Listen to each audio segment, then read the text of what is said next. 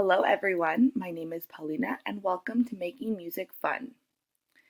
I first discovered this website when I was researching music websites for new teachers. As a student who just started in the field of music, I'm very low on teaching resources. That includes like lesson plans and sheet music. I didn't even know where to find sheet music for our own ukulele presentation that we have for this class. So I thought to myself, what's a good website that I can find that's good for new music teachers? So then I came across Making Music Fun. So before we get started to show you all of the cool things that the website has, I'm just going to bring you to the About page. So let's go down. Here it is. So the mission at Making Music Fun is that kids learn more when they're having fun. This resonates with me because in my philosophy of education, pardon me, I also believe that. So when they are creating lessons and resources for music teachers, they really want to turn music into playtime, as you can see here, playtime, turning learning into playtime, which we have seen in our readings that getting students to play with music is very important. Um, so we want kids to build an appreciation for learning right here. So that is actually in the QEP. So this website definitely aligns with the QEP, which is something I love as well. It is not a Canadian or a Quebec website. It is an American website. However, we'll go into that in a little bit. Let's continue with the founder. So his name is Andy Fling. He graduated from Arizona State University. He has a bachelor's in music theory and composition. He also has his graduate studies in music theory. He was a teacher before, and then he decided to create this website. So I love the website. And before I almost forgot to mention that they also won an award. So that's super important. So let's bring you to the front of the website again. Close this.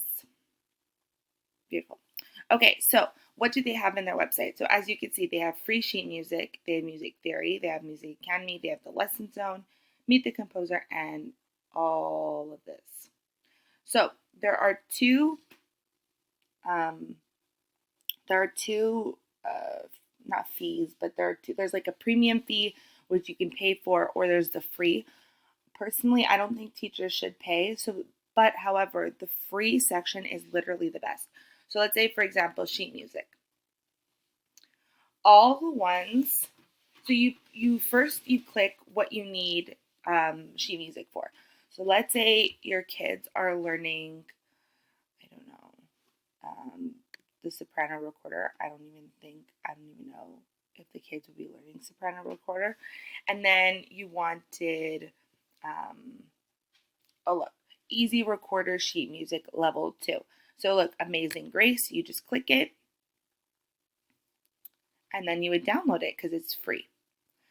So I love that because a lot of new teachers have a hard time finding music or sheet music. Especially I know that I had a hard time finding sheet music. So this is a great resource for free sheet music. But personally, my favorite part about this website is the lesson zone. So if we go to the lesson zone, here it is. So get ready to teach music lessons. Get ready to teach music lesson plans for the music classroom that are sure to send fun into overdrive. So what I love about all of their lessons is that they involve the whole student and they're very active and it's all about making music together. So one of my favorite ones, let's go in. I'm going to show you. So let's say where is it? My favorite one. No, go up.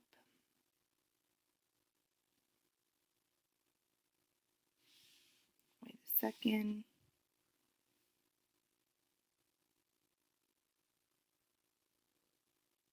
Here we go. Melody map. So this is a lesson for grades 2 to 4. The objective of the lesson: students will listen and map the melodic contour of familiar children's songs with yarn on the classroom floor.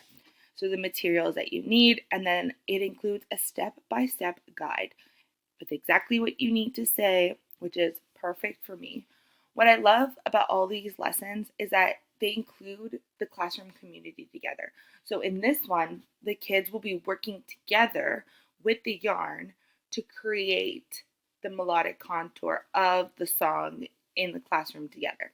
So as you can see here, this lesson is designed to fulfill Standard 6 of the National Standards Arts in Music, listening to, analyzing, and describing music.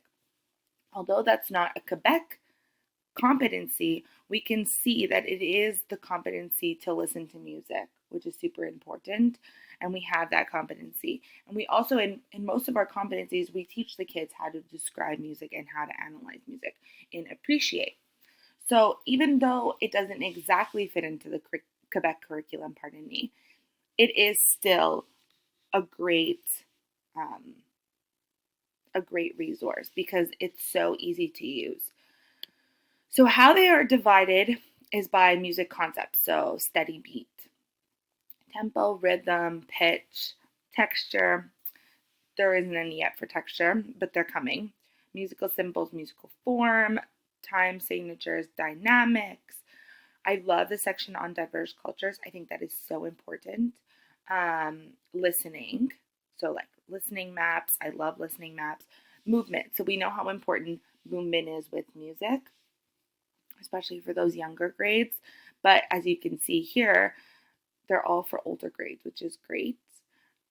Instruments for orchestra, great composers, music composition, and then review games.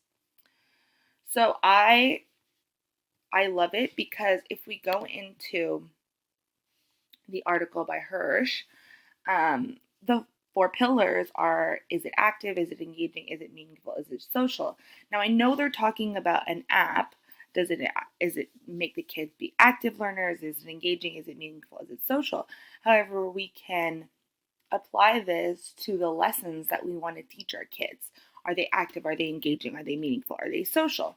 So when we take the one from before that I love, that lesson, so is it active? Of course it is. The kids are active in their own learning. They're the ones who are in charge of making the map.